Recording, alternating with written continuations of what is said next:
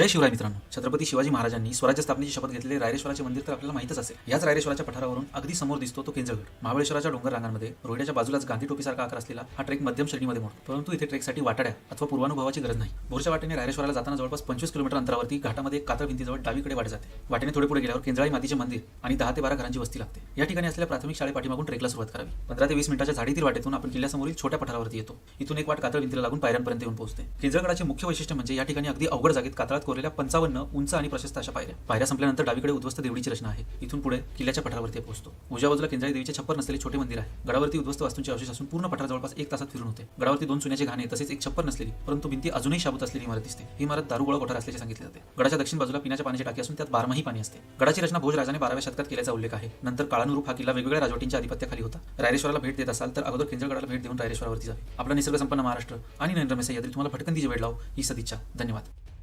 केंजळगडवरची एक रहस्यमय अशी गुहा मी तुम्हाला दाखवतो. तर ज्या ठिकाणी राज्यमार्ग आहे त्याच्या थोड्याशा पुढे आल्यावर आपल्याला ही डोंगराच्या पोटात खोदलेली गुहा दिसते. ही जवळपास 70 ते 80 फूट रुंद आणि लांब अशी ही गुहा आहे.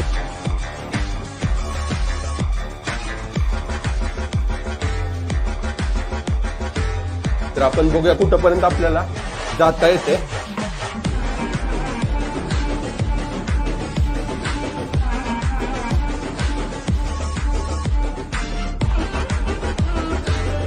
इकडे अजून सुद्धा खाली खोल भुयार आहे आणि वरून बघा काहीतरी कसले तर कीटक पडत आहेत.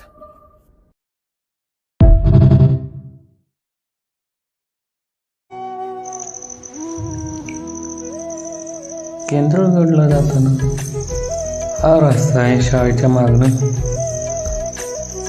दाट झाडी वगैरे आहेत. तर जपून जावं. त्यात पासून जरा चिखल झालं, फुलं वगैरे आलेत. भरपूर प्रमाणात फुलं असते तिथं वेगवेगळे. आणि आपली 3-4 वाटत चुकू शकतात. एकदम अर्धा पाऊण तासाचा रोड आहे. आपण पटकन गेले की 15 मिनिटात पोहोचू शकतो गडावर.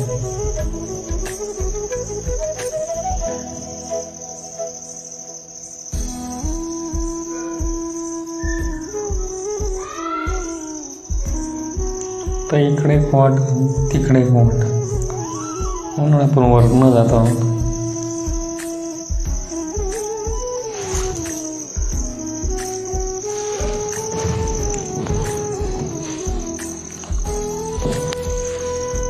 फुलं भरपूर आहे वगैरे वगैरे.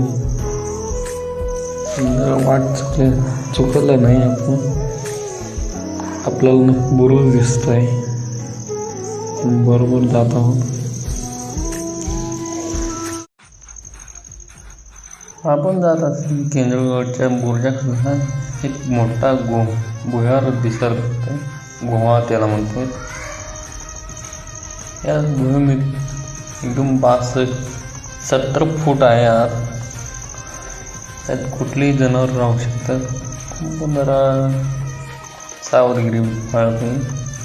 आपल्या घरी किडे बनवतात तसले किडे मोठमोठे आहेत.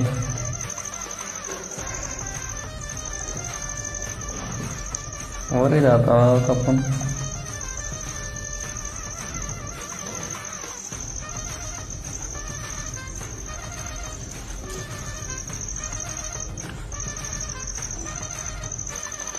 हे बघा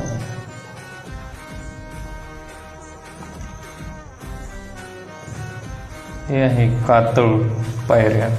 म्हणजे याला सिमेंट वगैरे काय लागलं नाही. त्याकडे पूर्णपणे तासलं गेलेलं आहे. बघू शकता तासून केलेलं पायऱ्या कापलेला आहे हा एवढा भाग.